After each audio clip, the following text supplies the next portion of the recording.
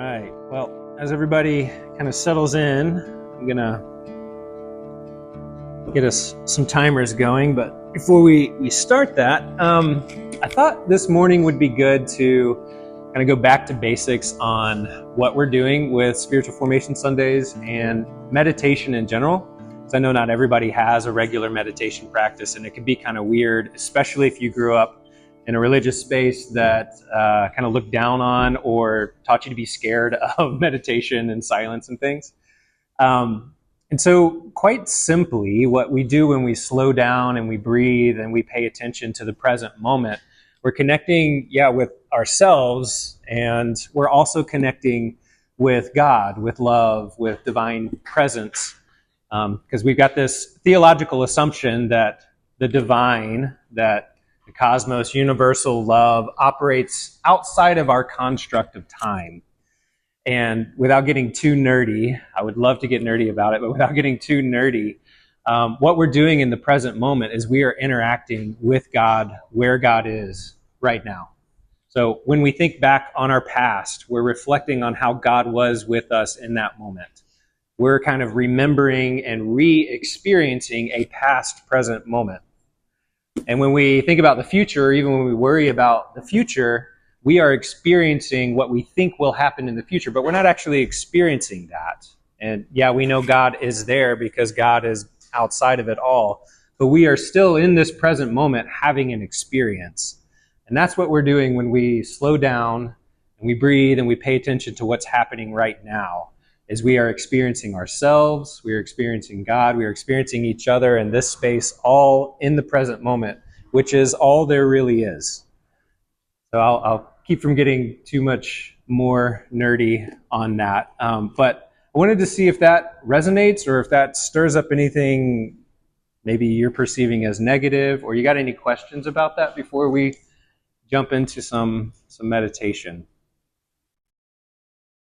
Does that maybe trigger anything that we need to talk through before we get into it? Because what I don't want to have happen is this is like this complex thing where only once we become fully enlightened or we become gurus that we can now meditate fully. And this is a practice that is a lifetime practice, and you're never good or bad at it. You are always practicing. So, okay, cool. Well, we're going to start super simple. I don't know if any of you have ever held silence with somebody over Zoom. I did that with my spiritual director last time, and when I looked down at the clock, I was like, oh my gosh, we should be done with the session by now. It had been 3 minutes, and it felt like an eternity. And I've been meditating for a long time. So luckily, we're not over Zoom. It's a little bit easier in a space like this when we are together. But what we're going to start with is a couple of 1 minute, 60-second practices, and give you a little bit of guidance direction as we go into it. But before we do that, get as comfortable as you need to. If you want to kick your shoes off, that's cool. If you want to sit on the floor, find a cushion. I do find that while there aren't more or less correct postures, a lot of times sitting up with your feet on the floor is a good way to feel held and feel grounded. Sometimes if you're more into embodiment, if you want to hold your hands on your lap, hands up, that's more of a receptive posture that does some cool things in our brains. Or hands down, if you're feeling maybe insecure and you just really want to ground into yourself and into your seat, that's also good. One that I've been using for years is just kind of lightly cupping my hands together as a symbol of just holding this present moment gently in my hands. The analogy from The Cloud of Unknowing was, it's like you're holding a baby bird, a delicate baby bird in your hand. And that's honestly how delicate the present moment feels. So whatever serves you right now, get comfortable. And if you're comfortable with it too, close your eyes and just let all of the sounds, let all the commotion and everything just be. Let yourself be in this moment. And so for this first one, just be in the moment. Allow yourself to be, and be non-judgmental about anything that comes up. So I'll start a timer. We'll give it 60 seconds.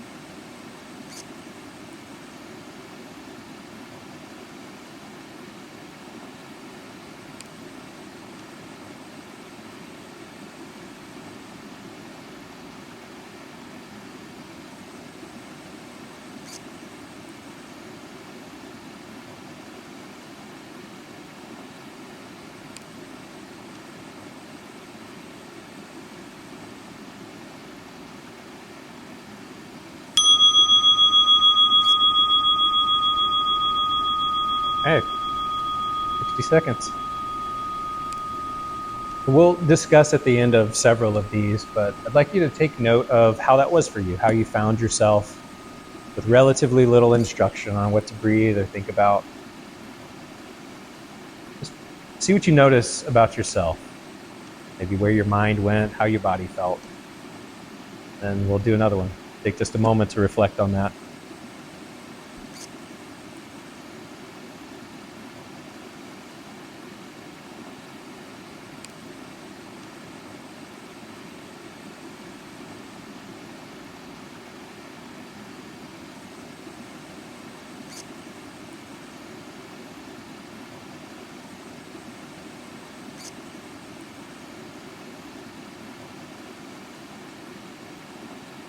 Okay.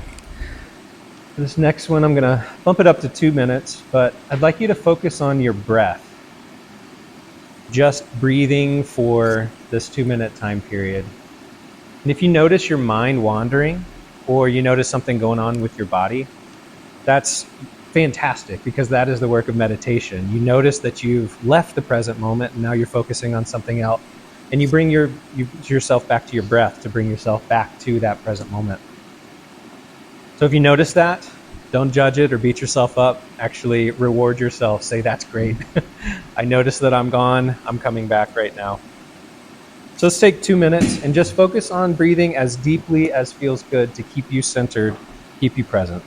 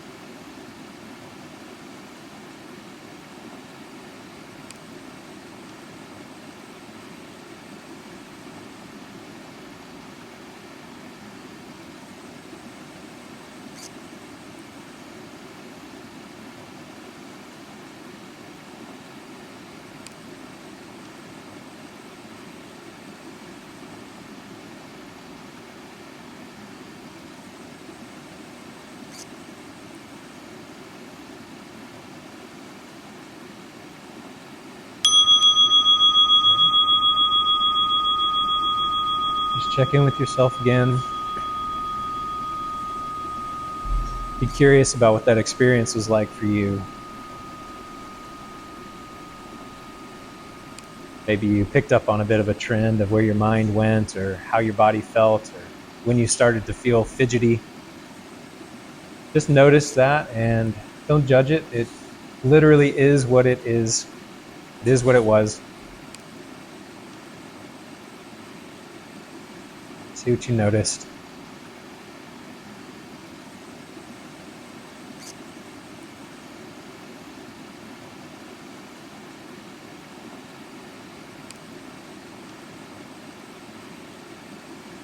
We'll do 2 more of these.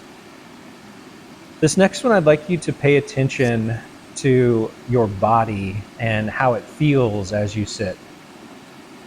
Notice if there's tension in your shoulders or your back, or you're furrowing your brow. I notice that I a lot of times put my tongue, like glue it to the top of my mouth, like I'm holding tension there. just notice that. And as you do notice something that feels tense or feels resistant to the moment, breathe into that and see if that breath can relax you into the moment more. So we'll do this for 3 minutes.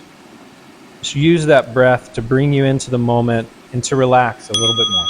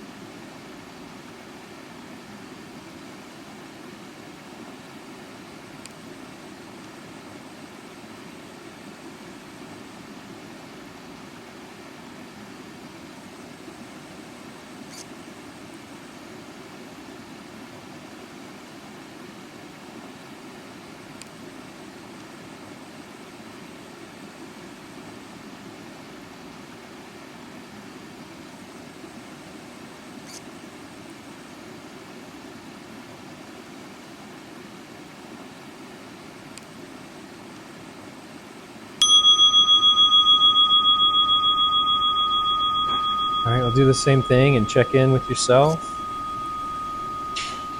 See what you notice there. See what points of tension that are maybe a little less tense now. Or there's muscles more relaxed. See what you notice. And this last time we'll go up to 4 minutes. Hopefully this seems less and less like an eternity. And offer an analogy that I heard from Thomas Keating, who teaches centering prayer, that's helpful. Like, you may have learned meditation from visualizing a red balloon that's floating away or clouds floating across the sky. But I found this helpful, so take it or leave it. When we're meditating, it's like we are somebody who's sunk all the way down to the bottom of a river, and we can breathe there, we're comfortable there. We're just sitting and being while the river washes over us and flows downstream. But our thoughts can be like river boats or fishing boats that are floating along the surface of the river. And sometimes we can get caught by looking up at them and wondering what's going on there. Or we can even get tugged on a fishing line or something, and we get dragged all the way up to the boat. And that's all it is when we notice that our minds have drifted, as we realize, oh, how did I get on this fishing boat? Let me hop off and sink back down and just be in this river that's washing over me, flowing over me, that I don't need to do anything. There may be activity going on around me, fisher people going down the river. There may be kids playing and banging around in the corner. That's all good and wonderful. It is happening, but I'm here. My work is to sit on the bottom of this river and enjoy the cool water, enjoying it washing over me, enjoying the activity that's going around me, but I don't need to do anything. So if that's helpful, take that. Otherwise, leave it. So this last 4 minutes, let's do more of the same. Just breathe into the thoughts, breathe into the feelings, stay in the moment with your breath, knowing that you are held and surrounded by love.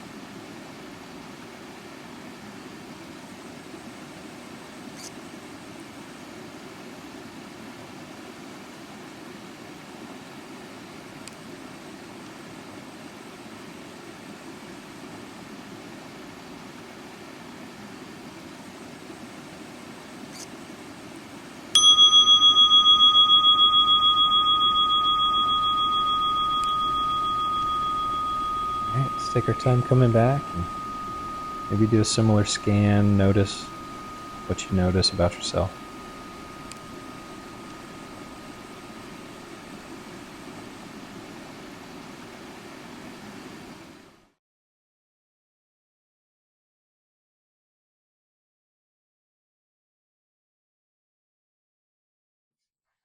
Before we move on to the next exercise, I did want to just share something. If you're interested in the neuroscience of meditation and contemplative practices, Curt Thompson is a great read. This is where I could geek out for a long time, but right at the beginning of this book, The Anatomy of the Soul, there's this bit about one of the things he's hoping to accomplish is to show you how through these practices you can become more integrated, have an integrated mind, or soul, if you want to use that, or consciousness, whatever. And this little quote I thought was helpful. The mind, when left to its own volition, tends to disconnect. It often conspires to hide the truth, which is the depth of our emotion, memory, and relational patterns, as well as the reality of a God who loves us beyond belief. It disconnects that from ourselves and others. We then suffer the personal and communal consequences. And what does it mean to have the mind of Christ? Curt proposes that it includes having a fully integrated mind, what the Bible calls an undivided heart, which draws us closer to and makes us more like Jesus. When we pay attention to disparate aspects of our minds that we sometimes, even often ignore, we become more like him. So in our language, we become more like Christ. We become more like love, more like God, when we allow ourselves to do these practices and become more integrated. And the sort of tangential thing for me there is becoming like God is also this sense of belonging. And this belonging that's not coming from doing things, but from sitting still and being, from being held by love or sharing love, but just from being. We belong exactly as we are right now. We don't need to do anything else to be any more loved than we already are. So I'm going to encourage you with that. And we'll move on to the next practice now. So this is an ancient practice. Through the Christian tradition, there are other traditions that do something similar. It's called Lectio Divina. It just means divine reading. So we'll read a few verses of Psalm 139. I'll do it very slowly. And we're paying attention to what happens in our minds and our bodies and our hearts as we do this. I'll read it 3 times and offer a prompt ahead of each time. This will only be about 7 minutes, so a shorter practice for us. So like we did on the last one, let's settle in and get comfortable before I start this timer. If it feels good to close your eyes, you can do that.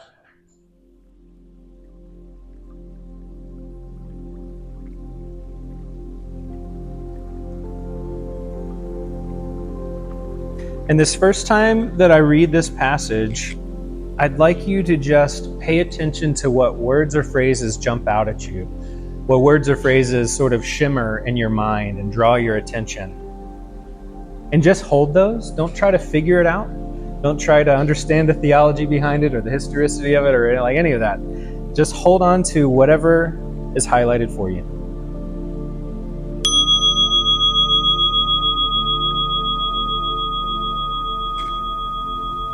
Lord, you know everything there is to know about me.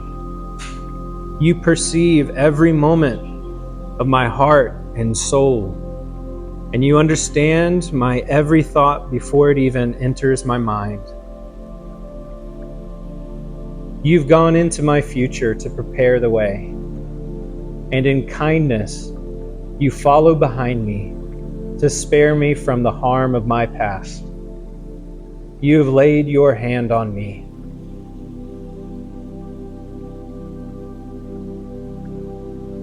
Sit with those verses and notice what shimmers. Your heart will remember what's most important.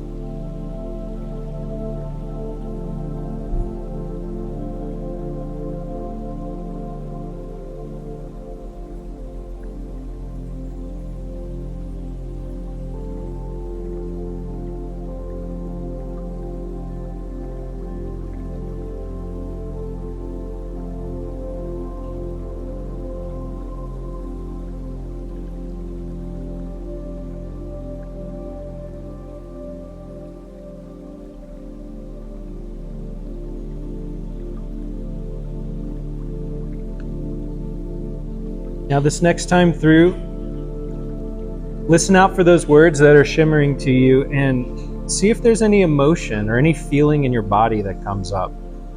And be curious about that.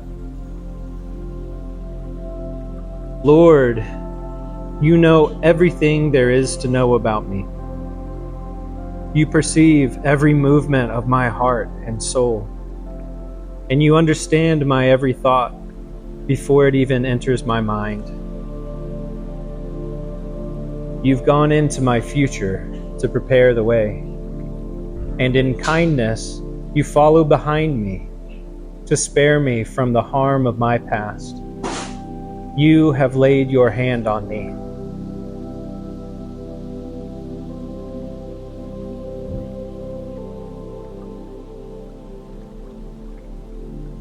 So hold those words or phrases in your mind. Notice the effect on your body. Notice any emotion that comes up. Be curious and continue to breathe into it.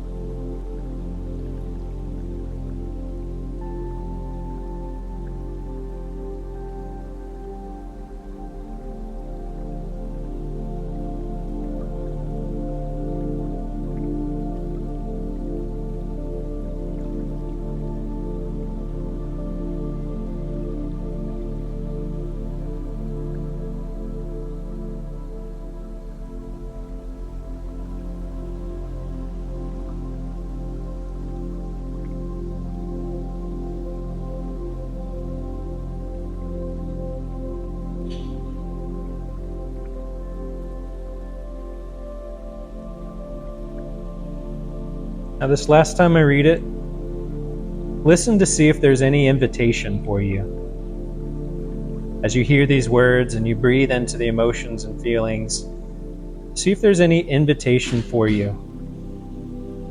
Or perhaps there's a prayer that you want to offer. Just be curious and see what's there. Lord, you know everything there is to know about me. You perceive every movement of my heart and soul, and you understand my every thought before it even enters my mind. You've gone into my future to prepare the way, and in kindness you follow behind me to spare me from the harm of my past. You have laid your hand on me.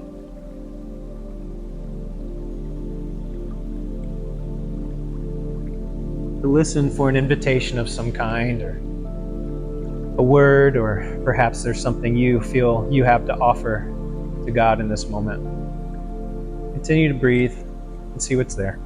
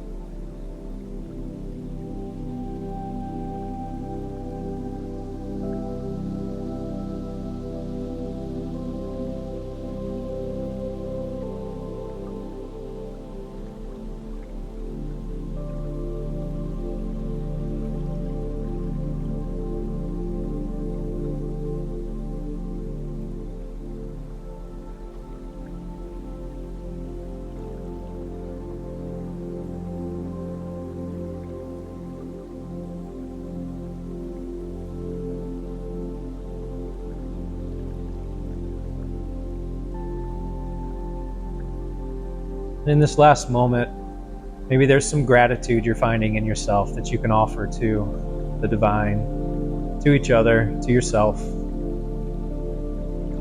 If that's there, feel free to offer that now. Keep breathing into it.